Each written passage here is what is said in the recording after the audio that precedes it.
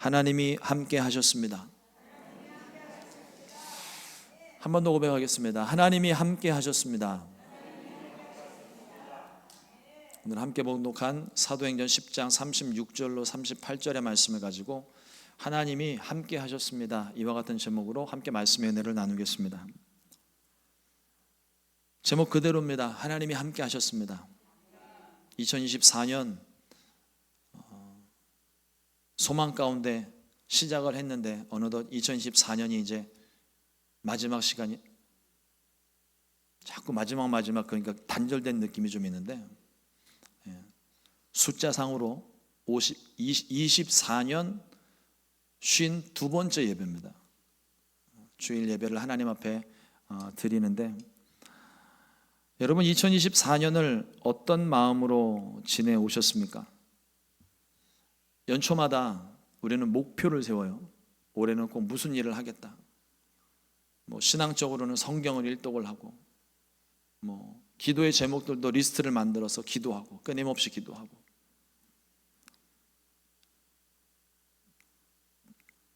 성실하게 살아오셨는데 지금 이제 올 한 해를 이제 마무리하는 시점에서 여러분 한번 생각해 보세요. 어떤 목표들이 이루어졌습니까? 어떤 기도들이 응답이 됐습니까? 이런 것들을 생각을 하면서 우리 마음 가운데는 모든 것이 하나님의 은혜야 라고 고백은 하는데, 혹시 우리들 입에서 그때 내가 이런 선택을 하지 않았으면, 그때 내가 이렇게도 행하고 저렇게도 행해서 이번에 이런 성과가 있었네, 혹시 자화자찬을 하고 계시지는 않습니까? 천만의 말씀입니다. 하나님이 도우셨기 때문입니다. 우리가 세상 사람들과 다른 것은 하나님의 인도하심, 하나님의 돌보심, 하나님의 은혜가 있음을 알고 있기 때문에 세상과 구별되는 거예요. 내가 행한 것 같지만, 물론 내 손을 통해서, 내 발을 통해서 내가 이동하고 일을 행한 것은 맞지만, 이 모든 것이 하나님의 은혜였음을 기억하는 저와 여러분도 되기를 주님의 이름으로 축복합니다. 예수님께서 이 땅 가운데서 복음을 선포하시고 말씀을 가르치시고 병을 고치셨습니다. 이것을 예수님의 3중 사역 혹은 3대 사역이라고 이야기를 해요. 그런데 우리가 이 예수님의 3대 사역, 복음을 전하시고 말씀을 가르치시고 병을 고치시는 이 기적, 귀신들을 쫓아내고 주님이 행하신 수많은 일들이 있는데, 예수님의 그 사역 자체에 우리가 집중할 것이 아니라 예수님께서 행하신 이 3대 사역의 근본 목적, 무엇 때문에 이 일을 하셨는지를 우리가 봐야 됩니다. 그 근본은 하나님과 우리의 관계를 회복하시기 위함이었다는 거예요. 우리의 상태를 회복하는 데 초점이 맞춰져 있습니다. 하나님과의 관계 회복, 이게 복음인 거예요. 저와 여러분들이 구원받을 자격이나 조건, 공로 하나도 없는데 내가 구원받았어요. 누구 때문입니까? 예수님 때문이에요. 우리가 예수님 믿을 때, 우리가 구원받을 때, 내가 주일 성수를 한 번도 빠짐없이 10년 동안 했고, 내가 1000번제를 드리고, 내가 작정 헌금을 얼만큼 해서 하나님이 그래서 나를 구원하신 게 아닙니다.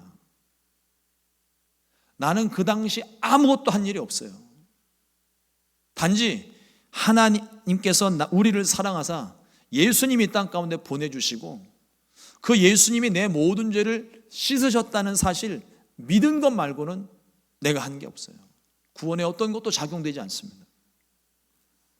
오늘 본문 말씀에 베드로가 그것을 선언하는 거예요. 고넬료의 집에 가서 만유의 주 되신 예수 그리스도로 말미암아 화평의 복음을 전했다고 말을 합니다. 여러분, 유대 사회에서 지금 이 당시만 해도 예수님이 십자가에서 죽으시고 부활하시고 승천하신 직후의 일들인데, 이때만 해도 유대인과 이방인은 한 자리 한 공간에 있을 수가 없습니다. 그 율법에서 금하는 일이에요. 그런데 이 베드로가, 유대인 베드로가 이방인 고넬료의 집에 가서 화평의 복음을 전했다, 이 사실 자체가 사실은 기적 같은 일인 거예요. 일어날 수 없는 일인데 일어난 거예요. 그걸 지금 베드로가 이야기를 하는 겁니다. 그런데 이것을 전하면서 말하는 것이 뭐냐면 화평의 복음을 전했다고 그랬어요. 베드로가 전하는 화평의 복음이 무엇입니까? 예수 그리스도의 십자가로 말미암아 하나님과 우리 사이를 막고 있던 담벼락이 허물어졌다는 것, 이게 화평의 복음인 거예요. 이 죄의 담벼락으로 인해서 하나님과 우리 사이가 가로막혔고 우리가 하나님 앞으로 나갈 수 있는 방법이 완전 원천봉쇄가 돼버린 거예요. 사도 바울도 이것을 이렇게 똑같이 고백을 합니다. 에베소서 2장 14절 말씀에 그는 우리의 화평이신지라 둘로 하나를 만드사 원수된 것 곧 중간에 막힌 담을 자기 육체로 허시고. 이 담은 인류의 죄의 담벼락이에요. 죄로 인하여 가로막힌 겁니다. 이 담벼락 때문에 하나님과 우리 사이가 완전히 단절됐어요. 어느 누구도 그 어떤 것으로도 이 담벼락을 치울 수 없었습니다. 그런데 죄 없으신 예수님께서 이 땅 가운데 오셔서 우리의 죄를 용서해 주셨어요. 이게 복음인 거예요. 이게 하나님의 공의이고 이게 하나님의 사랑입니다. 그런데 이 사랑은 무조건적인 용서가 아니에요. 예수님께서 우리의 죄값을 치르신 겁니다. 피값으로 우리를 속량하신 것, 우리를 사신 거예요. 우리를 향하신 주님의 사랑이고 은혜가 아닐 수가 없는 겁니다. 예수님께서 십자가에서 죽으실 때 지성소를 가리고 있던 성전 휘장이 위에서부터 아래로 찢어졌어요. 이것은 하나님과 우리 사이의 장벽이 사라졌음을 보여주는 겁니다. 그리고 이것이 베드로에게는 어떤 모습으로 나타납니까? 거룩한 것을, 그러니까 보자기가 내려왔는데 거룩한 것과 속된 것이 섞여 있는데 베드로가 율법에 의해서 난 이걸 못 먹습니다. 한 번도 먹은 적이 없습니다. 그때 음성이 들립니다. 내가 거룩하게 한 것을 속되다 하지 말라. 유대인과 이방인, 거룩한 것과 속된 것의 모든 구분이 사라졌다는 걸 얘기하는 거예요. 그것 때문에 베드로가 고넬료의 집에 가서 담대하게 화평의 복음을 전할 수 있었던 것이죠. 여러분, 우리가 예수님 믿는다는 것은요, 예수님께서 나의 모든 죄를 용서하시려고 이 땅에 오셨고 십자가에서 죽으셨고 3일 만에 부활하셔서 승천하신, 그래서 우리에게 영원한 생명을 주셨다는 이 사실을 믿는 거예요. 설명을 복잡하게 했지만 결론은 간단합니다. 주님이 행하신 일 믿는 거예요. 그러므로 예수님을 믿으면 우리는 구원함을 얻습니다. 다시 물을게요. 다시 말씀드립니다. 예수님을 믿으면 우리는 구원함을 받습니다. 너무 간단해요. 근데 너무 간단해서 사람들이 의심을 합니다. 예수님만 믿으면 구원받는다는 사실을 사람들이 믿지를 못해요. 그래서 구원받지 못하는 거예요. 어쩌면 너무 간단하고 너무 쉬워서 그래서 더 우리가 믿지 못하는 것 같아요. 그러나 이것을 믿기만 하면 구원을 받습니다.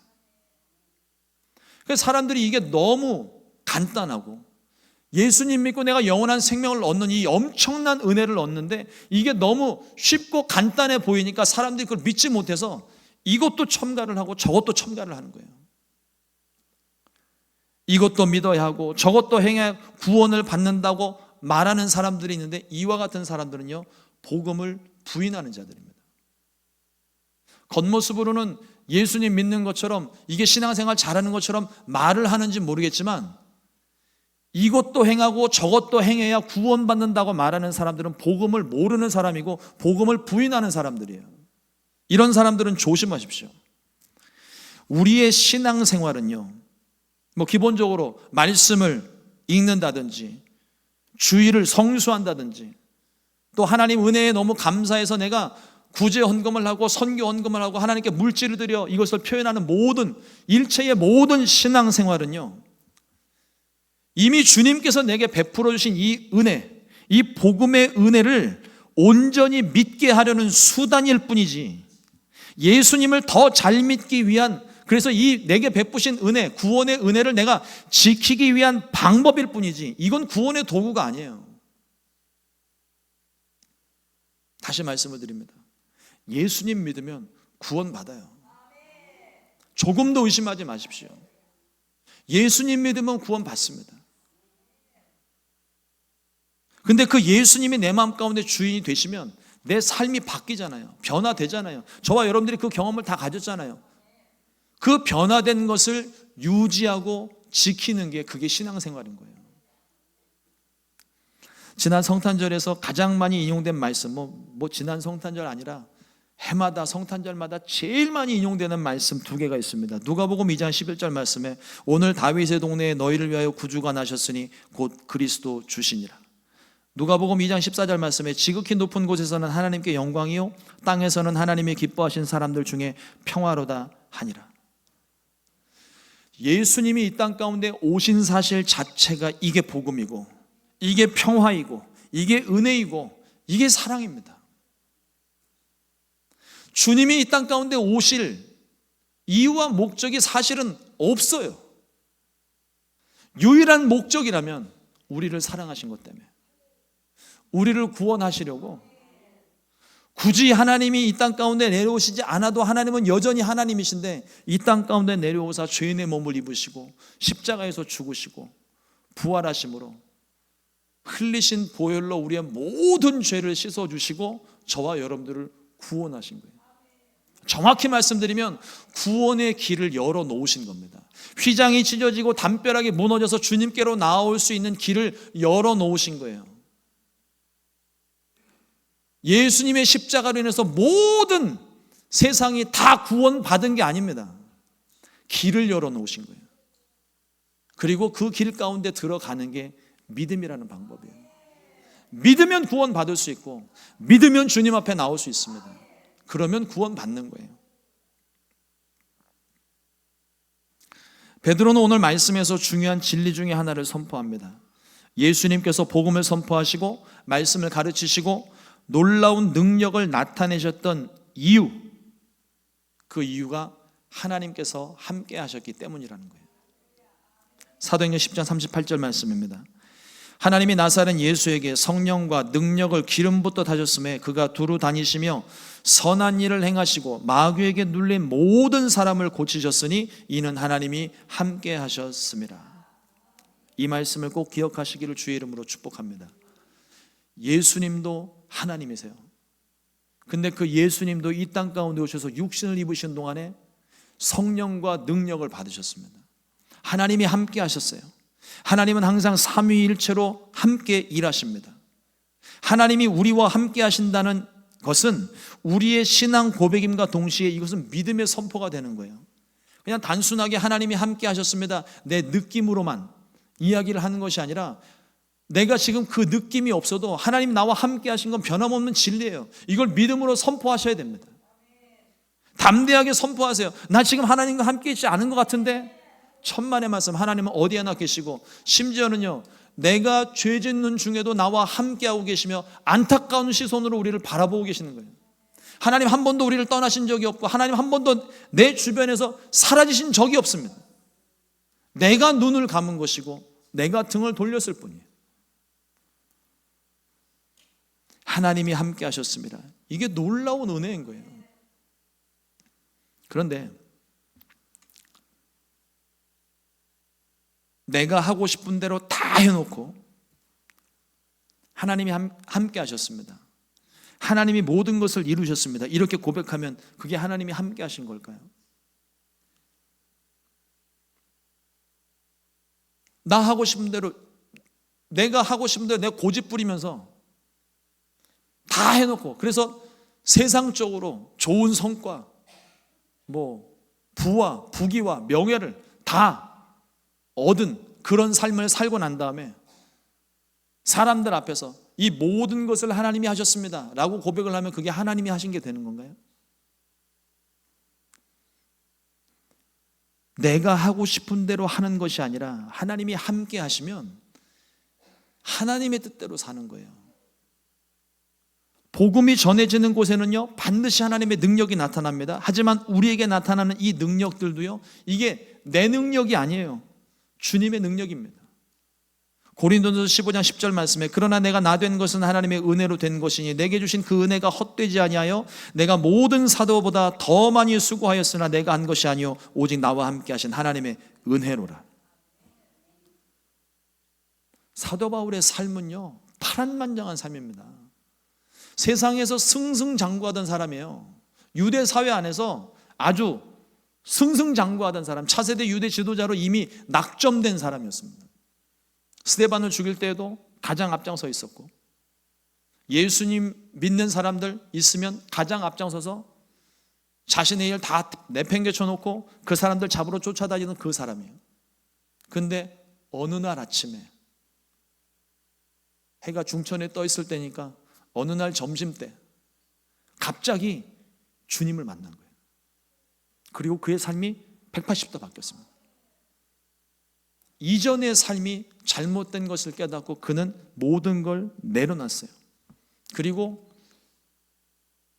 이미 예수님의 사도로 쓰임받고 있던 그 사도들보다도 더 많이, 더 열심히, 더 목숨 걸고 죽기를 각오하고 그렇게 복음 전하는 일에 아주 매진을 했습니다. 자기 공로를 나타낼 법도 해요. 수많은 이방인들의 사도가 되어져서 어느 누구보다 많은 지역에, 어느 누구보다 많은 교회를 세웠기 때문에 자기 공로 나타낼 수 있을 법도 합니다. 근데 사도 바울의 고백은요, 나의 나 된 것은 다 하나님의 은혜라고 고백을 합니다. 자신이 예수님을 믿은 것도 하나님의 은혜고, 성령의 은사와 능력이 나타나는 것도 하나님의 은혜라고 고백을 합니다. 말뿐 아니라 실제 그의 삶이 그렇게 사라졌어요. 우리 가운데도 이와 같은 은혜가 있습니다. 우리에게 일어나는 모든 일에 하나님께서 함께 하시는 거예요. 하나님의 일을 감당할 때 하나님이 우리 가운데 역사하셔서 일을 하시는 겁니다. 이게 사역자들에게만 이야기하는 게 아니에요. 주의 종들이나 교회 일을 하는 하나님의 선교 사역이나 이런 거 할 때만 말씀드리는 게 아니라 저와 여러분들은요, 그리스도인입니다. 여러분, 이 단어를 잊으시면 안 돼요. 그리스도인, 성도. 장례식장에 갈 때마다 제가 이야기하는 게, 제일 먼저 얘기하는 게 그거예요. 목사기 때문에, 장로기 때문에, 안수 집사님, 권사님이기 때문에, 집사기 때문에 천국 가는 거 아닙니다. 성도기 때문에 천국 가는 거예요. 그리스도인이기 때문에 천국 가는 겁니다. 이걸 잊으면 안 돼요. 우리가 그리스도인으로 살아가는 건 주의 일만 하는 것이 아니라 각자의 삶에, 여러분들의 직장과 가정과 모든 가는 곳마다 거기에 그리스도인이 나타나는 거예요. 그게 하나님의 일인 겁니다. 그러니 어느 곳에서 무엇을 하든지 누구를 만나든지 간에 내가 그리스도인임을 깨닫고 우리의 말과 행동에 하나님의 역사가, 은혜가 묻어져 있어야 돼요. 그게 나타날 수 있어야 됩니다. 그러면 그게 하나님의 일이 되는 거예요. 그 일에는 반드시 하나님이 함께 하십니다. 우리의 말을 조심하게 하시고 우리의 행동을 조심하게 하시고, 그래서 우리의 삶을 통해서 열매가 맺혀지게 하시는 거예요. 하나님께서 예수님께 성령과 능력을 기름 붓듯 하셨어요. 하나님이신데도 하나님의 일을 감당할 때 성령과 능력을 부어주셨습니다. 우리도 주의 일을 행하게 될 때에, 우리가 일상의 삶을 살아갈 때, 그래서 성령 충만이 필요한 거예요. 성령과 능력을 받아야 됩니다. 그렇지 않으면 어느 순간인가 하나님의 일조차 노동이 되고 고된 일이 되어버려요. 하나님과 이웃을 사랑함에 있어 기쁜 마음이 사라져 버립니다. 여러분, 저와 여러분들이 주의 말씀으로 주의 일을 감당하고 교회를 섬기고 세상을 섬기는 일에 기쁨이 없다면 그 일은 멈춰야 돼요. 그건 내 일입니다. 노동이에요. 주님이 원하시는 건 그게 아니에요. 하나님의 일을 감당할 때, 내가 내 그리스도인으로서 내 삶을 살아갈 때 내 속에 기쁨이 충만해야 되는 거예요. 하나님께서 부어주신 능력이요 복음인데 이걸 내 것으로 착각하면, 내 삶으로 착각하면요, 그때부터는 노동이 돼버리고 맙니다. 삶이 지긋지긋해요. 귀찮아져요. 혹시 내 마음 가운데 기쁨이 사라졌다면 다시금 하나님의 은혜를 회복시켜 달라고 기도하시기를 바랍니다. 여러분, 복음은요, 하나님의 이 행하시는 모든 일들은요, 기적을 행하는 게 목적이 아니에요. 이 복음이 선포되는 곳에 능력이 나타나고 기적이 나타나는데, 복음은요, 기적과 능력을 나타내는 데 목적이 있는 것이 아니라 주님을 전하는 데 목적이 있습니다. 내 이름을 자랑하는 게 아니에요. 우리 교회 이름을 드러내는 것도 아닙니다. 하나님의 영광을 위한 것이 아니라면 그 어떤 것도 아무 의미 없는 거예요. 침례 요한이 이렇게 고백을 합니다. 그는 흥하여야 하겠고 나는 쇠하여야 하리라. 이 당시 침례 요한은 로마 정부 차원에서 그리고 유대 지도자들에게는 아주 눈에 가시 같은 존재였습니다. 그런데도 이 침례 요한을 함부로 할 수 없었던 게 그가 가진 권세와 능력이 있었기 때문이에요. 광야에서 백성들을 향하여 주의 오실 길을 준비하라고 외치며 회개를 외치고 하나님 나라를 선포하는 그 권능에 압도되어져서 감히 그를 함부로 할 수 없는 아주 유력한 사람이었습니다. 많은 사람들이 이 침례 요한을 따랐어요. 그런데 이러한 침례 요한의 앞에 예수님이 나타나셨습니다. 아무도 그 예수를 알지를 못해요. 그런데 그 이름도 없는 무명인 예수님이 나타나는 순간 하나님의 아들이심을 깨닫고 당대의 최고의 권위를 가지고 있었던 침례 요한이 역사의 뒤안길로 사라져 버립니다. 그리고 고백하는 거예요. 그는 흥하여야 하겠고 나는 쇠하여야 하리라. 우리의 삶은요, 주님을 더 자랑하고 주님을 드러내는 삶이 목적이 되어야 되는 거예요. 내가 세상 가운데서 승승장구하고 세상에서 권세를 누리고 힘을 가지고 있고 유명한 사람이 되어도, 아니 유명한 사람이 되지는 않았어도 그와 같은 가능성을 내가 가지고 지금 준비하면서 나가고 있어도 그 과정 속에 하나님이 증거되지 않는다면 멈춰야 돼요. 주님이 드러나야 되는 겁니다. 저와 여러분들의 모든 삶을 통해서 주님만 나타나야 되는 거예요. 내 영광, 내 자랑 돼서는 안 됩니다. 그래서 주님을 더 자랑하고 주님 더 잘 드러내라고 우리에게 성령과 능력을 부어주시는 거죠. 예수님께서도 이 땅에 오신 목적을 이와 같이 말씀합니다. 누가복음 4장 18절로 19절 말씀에 주의 성령이 내게 임하셨으니 이는 가난한 자에게 복음을 전하게 하시려고 내게 기름을 부으시고 나를 보내사 포로된 자에게 자유를, 눈먼 자에게 다시 보게 함을 전파하며 눌린 자를 자유롭게 하고 주의 은혜의 해를 전파하게 하려 하심이라 하였더라. 우리가 이것을 잊으면 안 돼요. 복음의 목적은 내 만족 아닙니다. 하나님의 나라가 내게 임하는 거예요. 하나님의 나라가 임하는 곳에 눌린 자가 자유하게 되고 눈먼 자가 다시 보게 되고 포로된 자가 자유롭게 되는 겁니다. 제가 이전에 한번 어떤 성도님들을 만났었는데 그 성도님이 그런 이야기를 하시더라고요. 한 분은 신앙생활을 되게 오래 하신 분이에요. 전도도 열심히 하신 분입니다. 또 한 분은 이분에게 전도를 받고 신앙생활 하신 지 조금 되신 분이에요. 두 분 사이에서 이렇게 이야기를 하다가 뭐가 안 맞았는지 서로 갈등이 생기고 티격태격 하셨던 것 같아요. 근데 이제 먼저 믿으신 분, 전도하신 그 분이 저한테 이런저런 상담을 하다가 이제 그런 얘기를 하시면서 하는 얘기가 뭐였냐면, 저거 내가 복음 전해가지고 예수 믿게 만들어 놨더니, 이러면서 얘기하시더라고요. 복음을 전한 건 맞아요. 근데 그 복음을 전한 것으로 인해서 주종관계가 생기면 곤란합니다. 복음을 전한 건 내가 맞지만 그 사람을 변화시킨 건 주님이 하신 일이에요. 내가 복음으로 그 사람을 굴복시켰으니까 너는 내 말을 따라야 돼. 내 은혜를 잊으면 안 돼. 이거는요, 내가 하나님의 자리에서 내가 하나님 자리에 서서 하나님 영광을 가로채는 것과 똑같은 거예요. 내가 한 일이기 때문에 그건 하나님이 영광 받으시지 않습니다.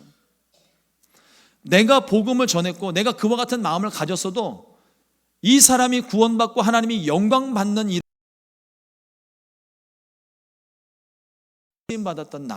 쓰임받았던 나는 하나님과는 상관없는 사람이 되어버리는 거예요.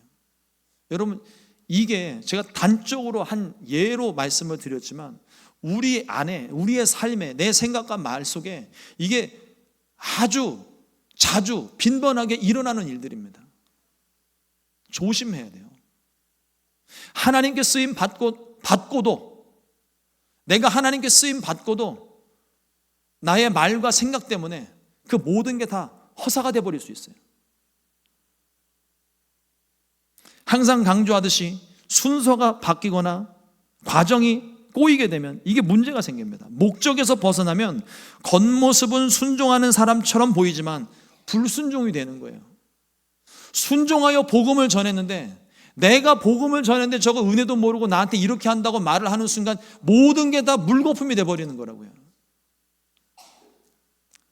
예수님께서 마태복음 7장 21절에 이와 같이 말씀하십니다. 나더러 주여 주여 하는 자마다 다 천국에 들어갈 것이 아니요 다만 하늘에 계신 내 아버지의 뜻대로 행하는 자라야 들어가리라. 그런데 이 말씀 뒤에 주님 뭐라고 말씀하십니까? 주여, 우리가 주의 일로 열심히 복음도 전하고 귀신도 쫓았습니다. 와서 자랑을 했더니 내가 너희를 도무지 알지 못한다.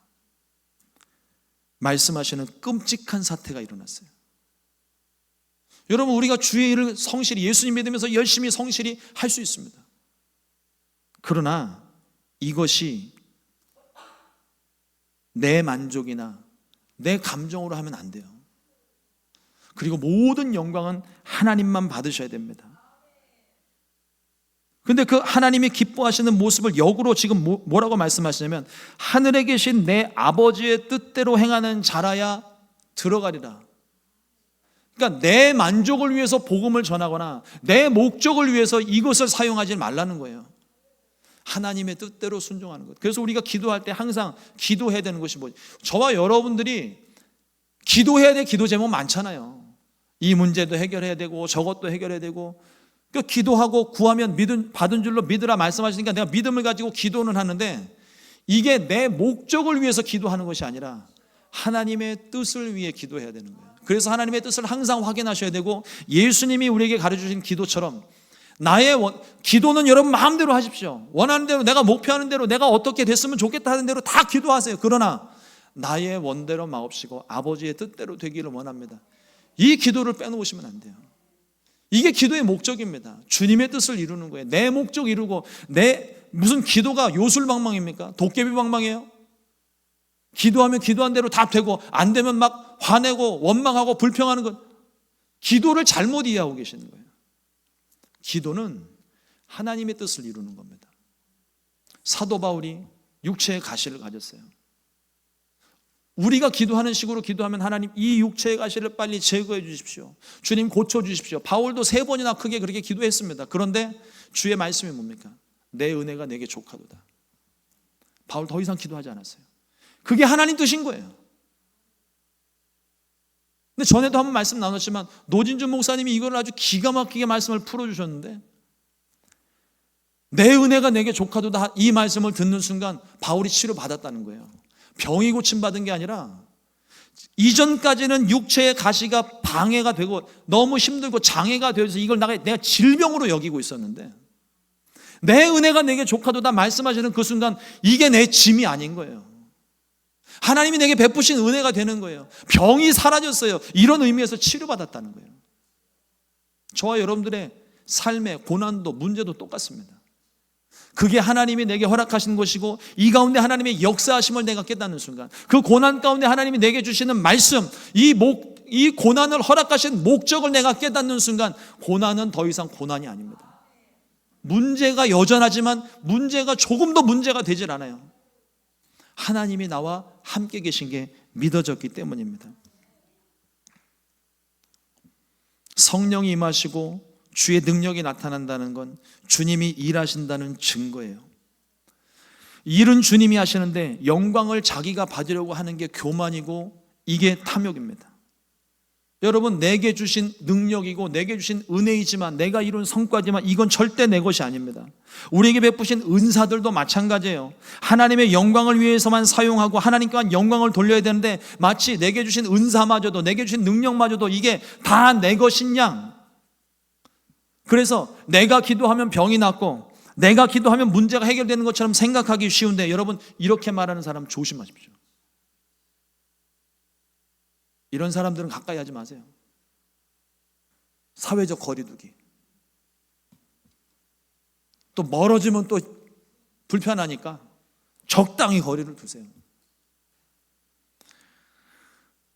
내가 하는 게 아니잖아요. 나를 통해 주님이 하시는 건데. 모르겠습니다. 혹 병이 나을지도 몰라요. 혹 기적이 일어날지도 몰라요. 하지만 병은 병대로 고침을 받아서 그 사람은 기적을 체험하고 은혜를 체험했지만, 그 사람을 위해 기도하고 은사를 사용한 이 사람은 하나님과 아무 상관이 없습니다. 이게 무서운 거예요. 제가 항상 경계하는 부분들이 이 부분입니다.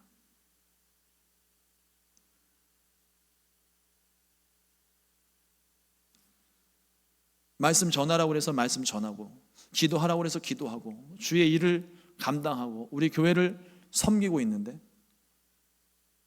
하루가 모자랄 정도로 말씀 준비하고 기도하고 준비를 하는데, 이렇게 하다가 주님 앞에 갔는데 내가 너를 도무지 알지 못한다 그러면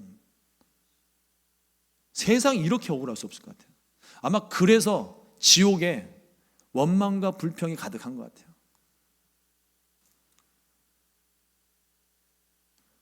저뿐만 아니라 저와 여러분들이 다 똑같아요. 우리가 예수님 믿고 내가 구원받은 확신을 가지고 살아가지만 이 과정 속에 절대 내가 드러나면 안 돼요. 주님만 나타나야 됩니다. 영광도 주님만 받으셔야 되는 거예요. 2024년도가 주님의 은혜로 무사히 지나갔습니다. 많은 일들이 있었죠. 좋은 일도, 슬픈 일도, 기쁜 일도, 속상한 일도, 때로는 무너지고 주저앉을 때도 있었습니다. 그러나 주의 은혜로 이 한 해가 지금 이렇게 와 있는 거예요. 그래서 하나님께 더욱 감사합니다. 우리 눈에 형편이 나아 보이지 않아도, 작년이나 올해나 똑같이 보여도 생각해 보면 유지하는 것 자체가 감사한 일이에요. 우리 눈앞에 놀라운 기적이 일어나고 사람들이 북적거리고 교회가 시끌시끌 사람 사는 것처럼 어린아이들이 막 즐비하게 시끄럽게 떠들고 아이들이 나와서 막 율동하다가 마이크 들이밀고 막 장난을 쳐도, 그리고 저 2층까지 성전이 꽉 차고, 지금 우리가 9시, 11시 두 번 예배 드리는데 막 오후 예배까지 늘어나고 성도들이 바글바글 하면 참 좋겠지만, 범사에 기한이 있고 목적한 것이 이룰 때가 있다고 성경은 말합니다. 그건 하나님이 하시는 일이에요.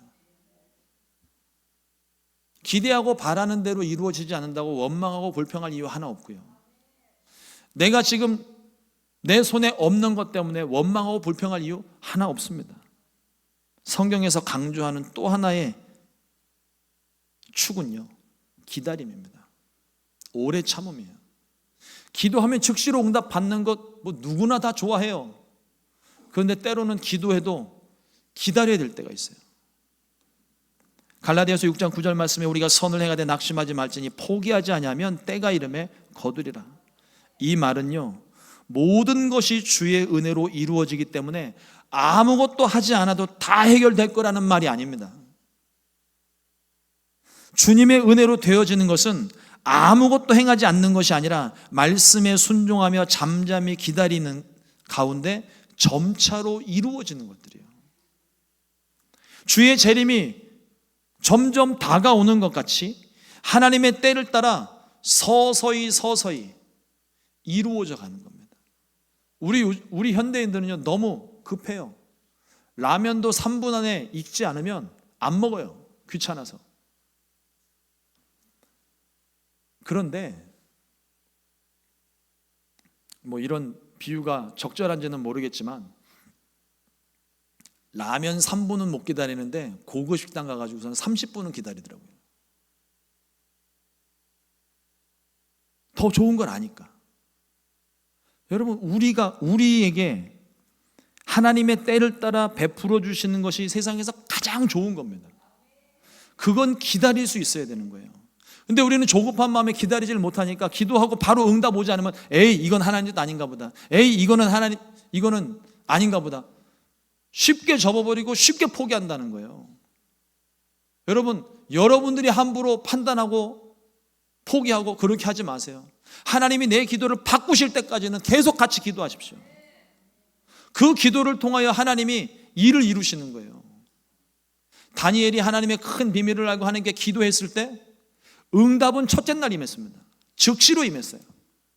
하지만 공중권세 잡은 이들과 그 응답을 방해하는 사단의 세력들과 싸우는 동안 21일이 지난 거예요. 그때까지 다니엘은 계속 기도하고 기도했던 겁니다. 만약에 그게 하나님 뜻이 아니었다면 하나님이 기도하는 다니엘에게 다니엘 그거 아니야 말씀하셨겠죠. 기도가 바뀌었겠죠. 주님이 내 기도를 바꾸시고 뜻이 분명해지기 전까지는 여러분 기도하는 거 포기하지 마세요. 계속 기도하십시오. 참고 인내하며 기도하십시오. 그러면 하나님께서 반드시 이루십니다.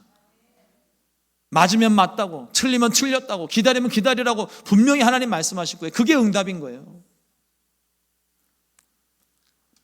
2024년을 끝마치는 이 시점에 우리의 고백이 하나님이 우리와 함께 하셨기 때문이라고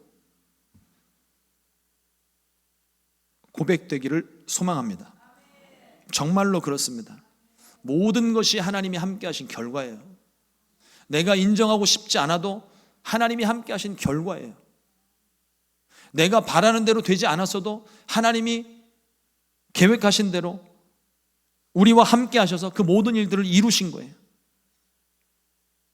2025년에 하나님이 우리와 함께 하시는 귀한 한 해가 되기를 주님의 이름으로 축원합니다. 더 멀리는 우리의 인생 마치는 날 모든 것이 하나님이 함께 하신 결과라고, 모든 것이 하나님의 은혜였노라고, 그래서 감사했노라고 고백할 수 있게 되기를 우리 주님의 이름으로 축원합니다. 기도하겠습니다. 하나님 감사합니다.